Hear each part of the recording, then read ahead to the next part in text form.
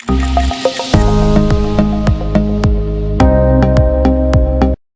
Friends, welcome to love goals academy. Thank you so much for joining us. और आज हम बात करने वाले हैं फेयर ऑफ क्रिटिसिज्म। भैया क्या कहेंगे लोग, ये सुन सोचते हैं कि बहुत बड़े काम करेंगे तब कहेंगे, कुछ लोग नहीं। ये ऐसा डर है जो ऑथर बोलते हैं इनबिल्ट है हमारे अंदर। मतलब जैसे हमारी हमारी हमारी बॉडी के साथ मिक्स हो चुकी है ये चीज़। मतलब हम हर किसी को जस्टिफाई करते हैं क्रिटिसिज्म के साथ, उसके एक्शंस को, कुछ भी वो करेगा, है ना। हम कोई भी किसी व्यक्ति की किसी पर्सनैलिटी को अगर हम डिफाइन करें तो क्रिटिसिज्म ही करेंगे मैक्सिमम टाइम। आदत पड़ गई है ना। जज करेंगे उसके एक्शंस को, एक्टिविटीज़ को। सो तो बताते हैं कि इस तरीके से क्रिटिसिज्म जो है ये बहुत डीपली इनरूटेड है एक इंसान के कैरेक्टर के अंदर। ठीक है, देखो जो चोर होगा वो डेफिनेटली के ऊपर चोरी करेगा, उसको क्रिटिसाइज करेगा। कहते हैं जो पॉलिटिशियंस हैं वो अपने वर्च्यू या अपने अपनी अपनी जो उनकी क्वालिफिकेशन है उसके बल पे नहीं उनको सीट मिलती। उनको सीट मिलती है कि वो कितना अच्छे तरीके से अपने ओपोनेंट को कुचल देते हैं।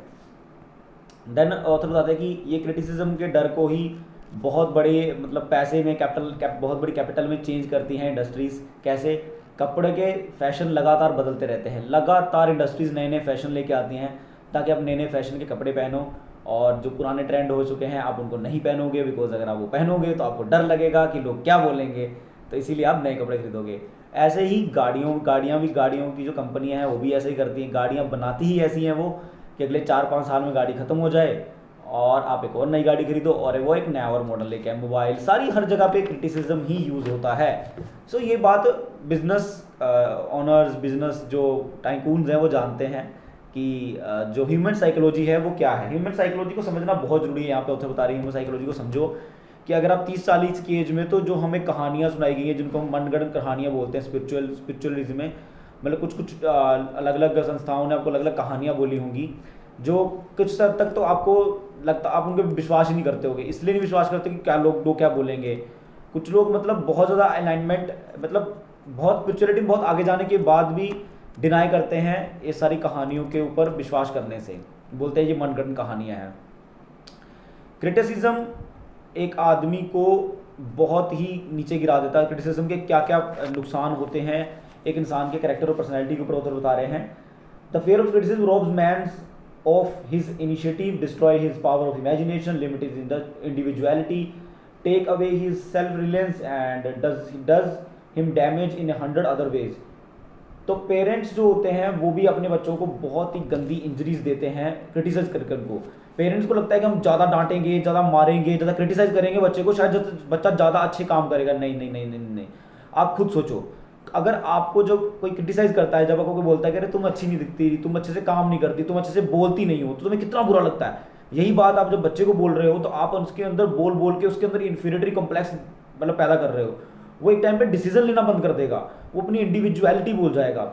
मैंने रिसेंटली एक टेड टॉक में ये बात सुनी थी एक जगह पे किसी इंटरव्यू में, कि वो बोलते हैं कि हम वो नहीं हैं जो हम सोचते हैं हम हैं, हम वो हैं जो हम सोचते हैं कि लोग सोचते हैं कि हम हैं।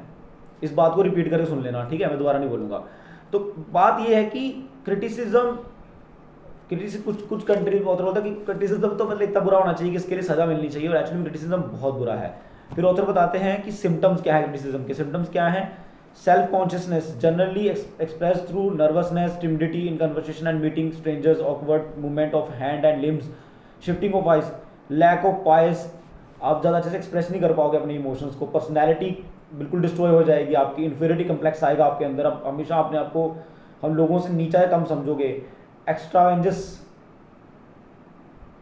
Ranges, the habit of trying to keep up with Joneses, spending beyond one's income. लोगों को दिखाने के लिए ही बस आप पैसा खर्च कर दोगे और आप ये नहीं सोचोगे कि मतलब मैं कितनी इनकम कर रहा हूँ। मैं यहाँ पे भी बात बोलना चाहूँगा, यहाँ बिजनेसमैन के लिए, एंटरप्रेन्योर्स के लिए और जॉब वालों के लिए ये बात को डिफाइन करना पड़ सकता है।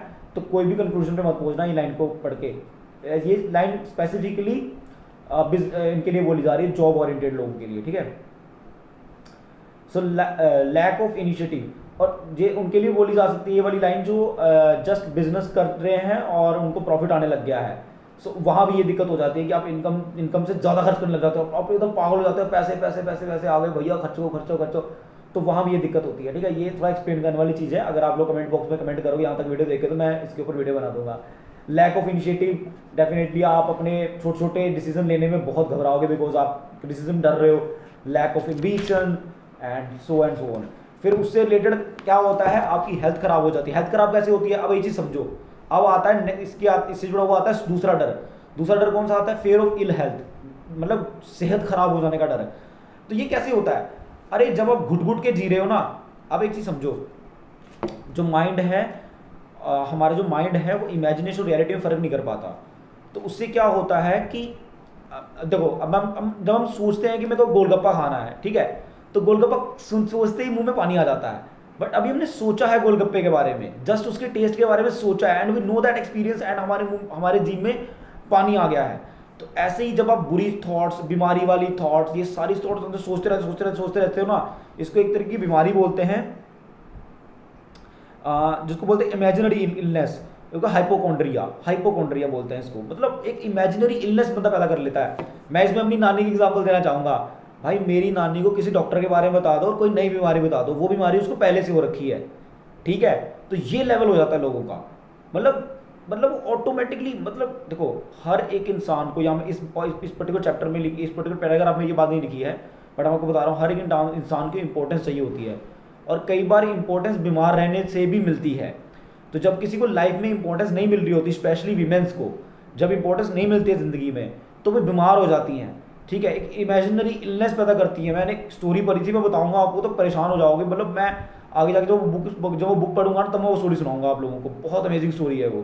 मैंने एक औरत पागल हो गई है इस चक्कर में, ठीक है, just for getting importance, because एक हर इंसान को इंपॉर्टेंस फील करना चाहिए, मतलब अच्छा लगता है, कोई इसको तारीफ करे अच्छा लगता है, क्रिटिसाइज करे अच्छा नहीं लगता। जब कोई क्रिटिसाइज करता ना, मैंने एक कहावत मैंने एक जगह सुना था कि एक कबीला था जो पेड़ों को काटने से पहले उनको मार देता था। कैसे मारते थे पेड़ को, वो उसके पास जाके इतनी गाली देते थे पेड़ को कि पेड़ एक दिन सूख जाता था, और फिर उसको काट देते थे। So this is the thing, criticism इतना बुरा है।